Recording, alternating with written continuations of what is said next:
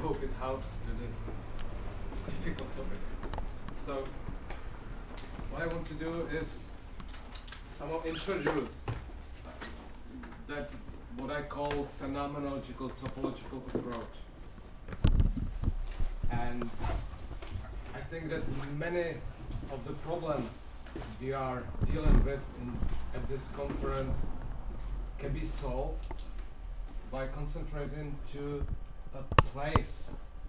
So this approach, the first claim is that we have to understand religion as an encounter with divine, God, at a sacred place.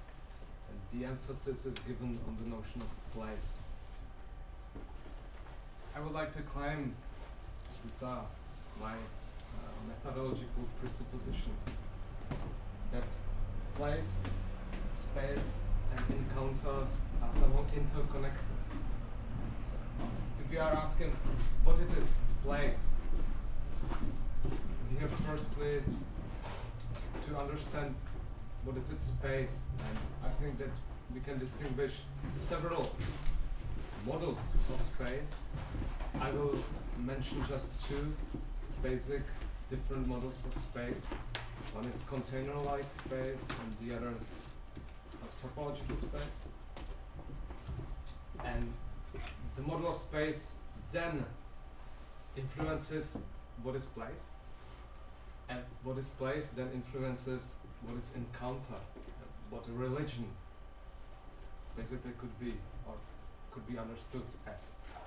So my concerns are not questions like does God exist, or what is God, what is divine.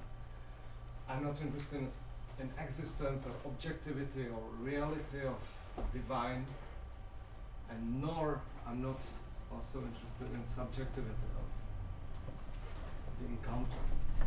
And this is actually what I think that phenomenology does. Phenomenology is not interested in objectivity of whatever, of course, but neither in subjectivity. This is already Husserl's struggle with psychologism and psychology. He, from the very beginning of his work, is trying to search for something different than just Cartesian subjectivity. So, my questions. Do descriptions of religious experiences depend on models of space? Second question, what is a sacred place? And is there a model of space which is more suitable for a description of an encounter with divine? I hope I will answer these questions. Now, preliminary. I will be speaking about two models of space. One understands space as a dimension, or as they usually say, as a container. This is the case of the very simple Euclidean model of space. This space is defined, or this space provides coordinates for locations. So therefore, a place is defined by coordinates.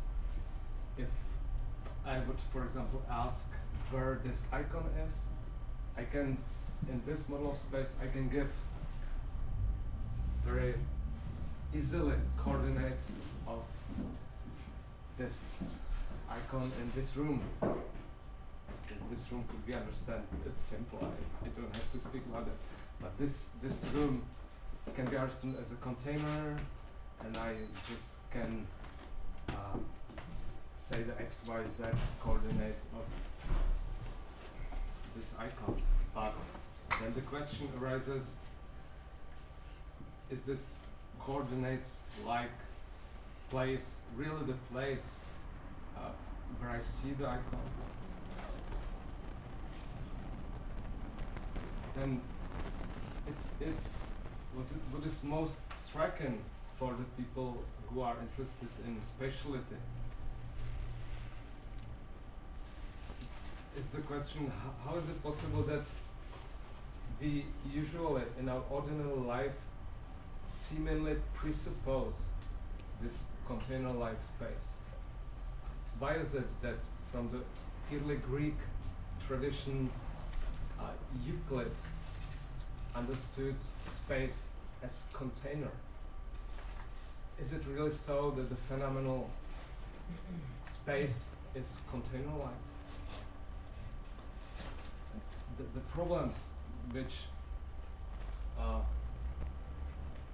is connected to the container-like space is that it somehow forces us to understand religion as what is connected to transcendence. I will speak more about the transcendence problem later. The other model of space is called topological space. It's connected with recent in mathematics from 19th century, late 18th, 19th century, and it's interesting that many of phenomenologists chose or decided to use topological model of space. A place in this model is not defined by coordinates, rather by relation, and an encounter presupposes not transcendence, but a transition. I will explain it a little later. Now, what I already said, it's famous that Husserl was very familiar with mathematics, and that he, in his lectures, Denken Raum, which means thing and space, that he uses Riemannian model of space and so on. But in the work of Heidegger and Merleau-Ponty, we can distinguish explicit shift to a topological space. I quote here Merleau-Ponty. This is from his late work, The Visible and Invisible, where he really says, let's take a topological model of space. Very simple translation of this French quotation. And the same you can find in Heidegger. I will quote it later. So I was in my previous research asking why these two explicitly choose topological model of space. They are really inspired by mathematics. Therefore, I just want to, this is more a joke, and probably I won't be able to, no. So, yeah, this is from Wikipedia. It's animation that shows what the so-called topological transformation is, and it's a very popular version of mathematical topology. It says that a teacup and a donut are topologically the same because a donut can transform to a teacup and vice versa. So I just the animation.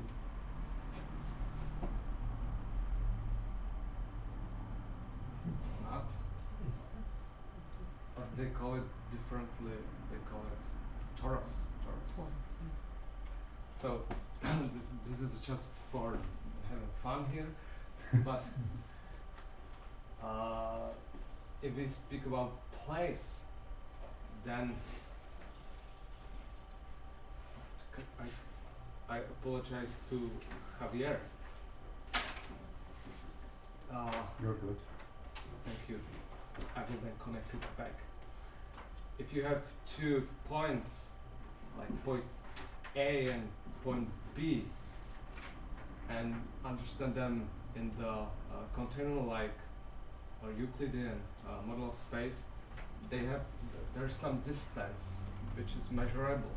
But for topological model of space, they are in a relation, and this relation doesn't change for topological understanding of space when I somehow do this, when I transform the space.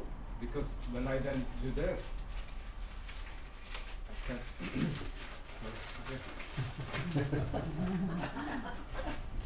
rabbit. I can go back to this. So, and if, let's say, there's a distance between these points, but I can fold it like this, and suddenly they are close together. So if you take it like a depiction of a religious experience, this is me, this is, let's say, well, I don't know, icon or God maybe. We are somehow in the distance, but we could be close. And this is, thank you.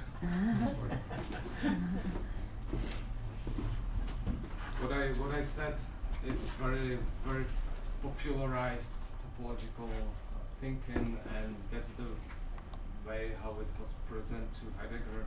The connecting person is Hermann Weyl. Hermann Weyl was a German mathematician who was also a student of Husserl and a little bit friend of Heidegger, so they spoke a lot of geometry and so on. So I just have presented the affinity between phenomenology and topological thinking. For the next presentation, I'm choosing just Heidegger for these three reasons. He really understood himself as a spatial thinker, and I can prove it by this quotation from his very late seminar in Luthor. It's a few years before Heidegger's death, and it's one of the last opened presentations by Heidegger. He somehow reflects back his career, and he highlights three periods in his thinking which are connected to three keywords, which is sense, truth, and place. And we usually know the first Heidegger, which is connected to the sense of being. This is the being and time famous stuff. The second Heidegger, 30s and 40s, contributions to philosophy and so on, connected with the truth of being, and the very late Heidegger is concerned with the place of being. And I will present here the shift from truth of being to a place of being. And it's interesting then in contributions to philosophy, this famous by Frege, he uses container-like model of space, because his famous, how is it in English, the clearance or the openness of truth, the Lichtung, is explained by him as a between space, which is original empty. I will talk more about this. And this between original empty space is actually a container-like space.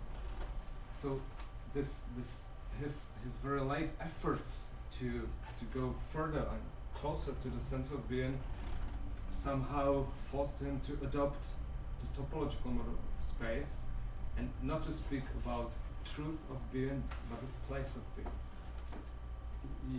He of course, here in this, the religious moments. So for Heidegger, between space, he calls it in German das Zwischen, the between, is a space of apparentness, and it's a space between a human being and being itself. And human being somehow has to enter this space, this between space of truth.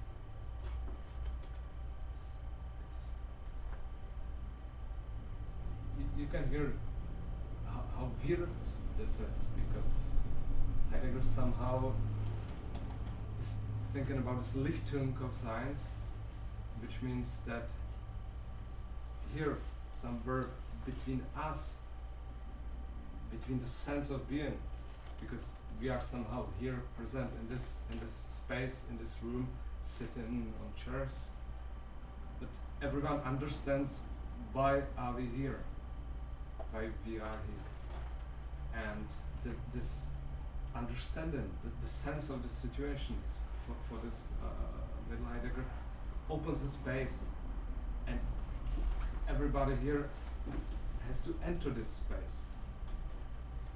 So this is basically the notion of between space. For Heidegger specifically, in his work, contributions to philosophy, we have to search for a sense of situations, everyday situations, and we are forced by a force which is called a withdrawal of being. So the sense of being, in a very negative way, is not present. We have to search for it. And this, it's a kind of ecstasy in a way. This forces us to enter the truth of being, to enter the between space. Enough about this. And in his later work, he speaks about a necessity of a shift to a place space, because this model of between space is problematic. We are here in this room. We are forced to enter another space. Where is this space? Where is the between space actually? If Heidegger uses this between space model, he somehow, it implicates also a boundaries of this space. We have somehow to transcend a boundary between visible and invisible, between material and sense. We are forced to make a transcendence in a way. And for the late Heidegger, and for me as well, this is very metaphysical. This is a big problem, because you cannot phenomenologically point at the boundary between visible and invisible. So we need a different model of space, basically, and the topological space, as Heidegger understands it, is not opened. It's not a container-like space. It's a kind of space that has no boundaries. It's not limited by boundaries. I hope it was obvious from this example. There's some quotations. It's not easy to explain philosophically what topological space should be. It's not even easy in geometry, but Heidegger tries to work more with the notion of place. And in this is very short and very late paper. It's not paper, it's Die Kunst und der Raum, the artwork and the space. And he translates Aristotelian topos not as place but as a place space. And he somehow suggests that what we usually understand as places and as space is somehow permeated. We cannot distinguish between places and space. And that when we speak about space, it's not a container for places, but should be somehow understood from places. Therefore, he started with the notion of place. Place always opens a region, and in this region it gathers the things are somehow connected to this place. So, if we understand space like this, we don't have to enter this space. In this example of us sitting here and asking what am I doing here, what's the sense of this situation, we don't have to like brutally enter into the space of sense or meaning, as he suggests by this notion of Lichtung or truth of being, because we are already involved in the sense of this situation. As Heidegger would say, my position, and or as we could say, my position as in this room, my posture and gesture here already involves me in the space. So this is the last quotation. We would have to learn to recognize that things themselves are places and not really belong to a place. So that what's interesting in this philosophical understanding of topological space is the notion of permeation, that places and space and sense and meaning are so permeated. I have a picture here, just for me, the nice depiction of permeation, of how things, for example, this stone could be permeated with a house or a tree. It's a drawing from my friend, actually illustration in my book. From this picture I want to start, I want to show how to apply this phenomenological distinction between two models of space to the question of religion. And I will also show it in Heidegger, and in contributions you may probably know, this is by work. There is a conception of the so-called last God, der letzte Gott, and it could be interpreted as his affinity or as his in the framework of his discussion with Nietsche, of the God that has died. But it can also be understood from my perspective or our perspective now. The last God is, the notion of the last God is very closely tied with the container-like model of space. Because if we understand truth as a between space, which we as human beings should enter somehow to understand what happens, there's the question if in a religious encounter, if God can also enter this between space of truth. And Heidegger says no, he cannot. He just passes by. So the last God is explicitly defined by Heidegger as the God that passes by the space of truth and cannot enter it. And there are more reasons.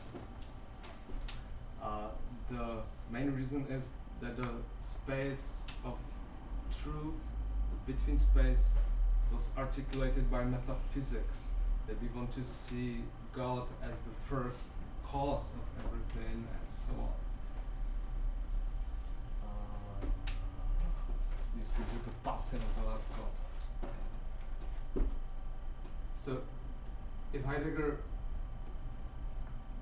wants to be more positive towards religion, and he wants to, from the beginning of he's a little bit ambiguous in his relation to religion, but I think deeply he wants to say more about religion and about the possibility of religious experience. this presupposes a change, a shift in the model of space. And we already saw that it does this. This is one more quotation from the contributions, which is dealing with the concept of waiting. Why cannot the last God enter the between space? One of Heidegger quotation says, how few know that God awaits humans leaping into Dasein, which means into the between space of truth. Instead, it seems as if man might have two and would await God. So the situation of metaphysics and metaphysical relationship to truth is it's kind of the very similar situation, like if you have a date with a girl or someone and you somehow misunderstand the place where you have to wait, so everybody is waiting in a different place. So in relationship to the between space of truth, humans are waiting that God would enter, and Heidegger says, what if it's otherwise? What if God waits? In 10 years after contributions to philosophy, Heidegger applies a topological space to, or starts to apply topological space to explain religious experience. I want to highlight this text Archibasie, which is a part of the it's called this conversation of pathway of thinking or something like this in English. And what is interesting that he somehow changes his conception of waiting and claims that when we wait, we are involved already somewhere. So we don't have to make this leap into the between space. We are somehow already in a space, but the space should be understood differently, not as a container of space. He uses for this kind of space, he uses the word Gegenwart, which is all the German expression for landscape. And nowadays in Germany they call it Gegend. Gegend is, it could be translated as a scope into English. Am I speaking too long? I think we started late. Because I cannot listen to myself even. You've been speaking, I've been recording you for 28 minutes, so you should have another 18 minutes. We're running late on the schedule, but is that okay, Olden? Thank you. Yeah, I think I'm just trying to 11:15, 12. So what time do you suggest Martin should? 12:15. 12:15. Okay. So you want a time if you want questions.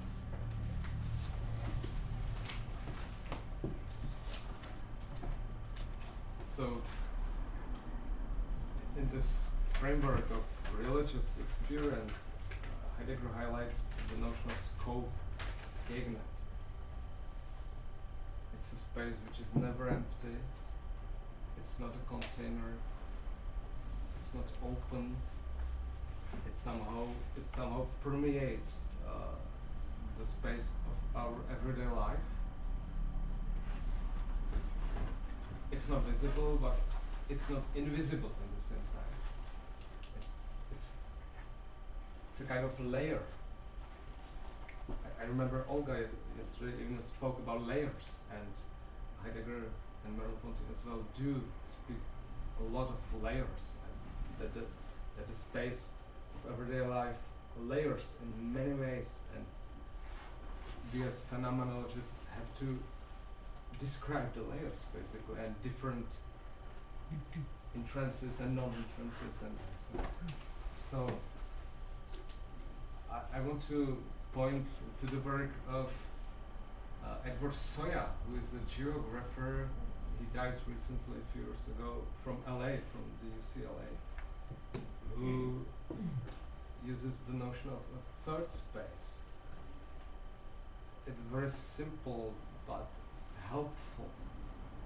He says that we can distinguish objective space and subjective space. We can speak about exteriority and interiority. We can, in a way, draw a line that distinguishes these two spaces. Could be our body, as we saw in metaphysics. But this distinction between these two spaces uses the container-like model of space. There are two containers, the inner container and the outer container. And as you know, phenomenology fights strongly against this notion of division between inner and outer space. So Soya proposes the notion of third space, which is, as he calls it, transitive space, between what we can simplify as objective space and subjective space. There is a transitive sphere that connects these two spaces and then somehow originates these spaces. So we have to stop thinking about a limit, boundary between inner and outer. And we have to locate us to the third space, to the transitive space. And he wrote a very good book about LA, and he shows that when we are moving through LA, we are actually not moving across an objective space, but we are moving ourselves in this transitive layer. It's a very nice notion of third space. And what Heidegger says about scope is basically very similar to this. Scope is a transitive layer. One of my questions was, what is a sacred place? And according to topological model of space, sacred place would be a part of this transitive layer. It's not, the transitive sphere is not divided. It doesn't use any boundaries. We don't have to enter, nor God has to enter this layer.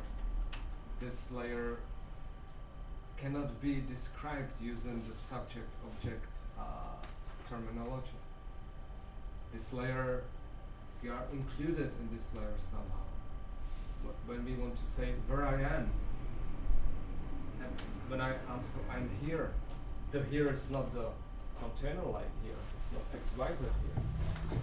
It's my presence in this situation, and this situation, understood spatially, is a transitive one.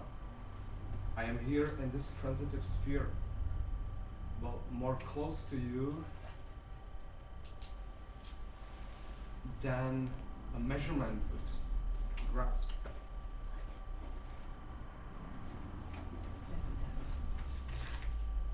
So, therefore, it's actually a last.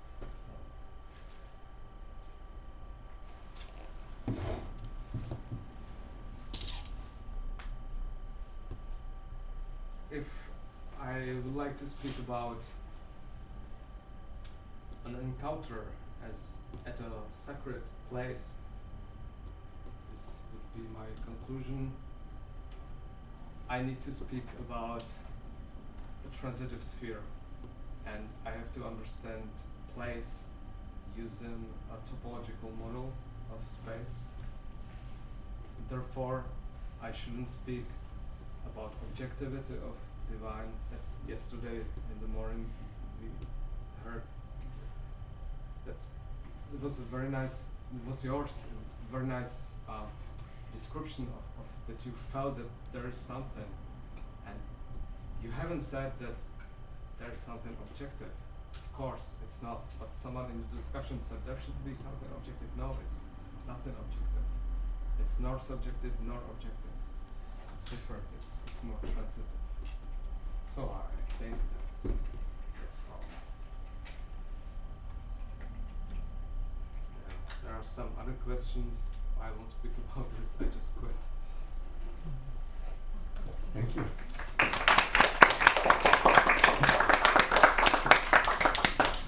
Questions, please.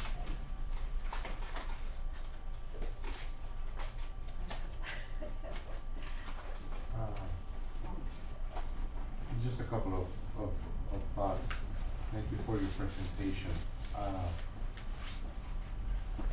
I don't know if you have come across the work of Christian Norbert Schulz. Yes, of course.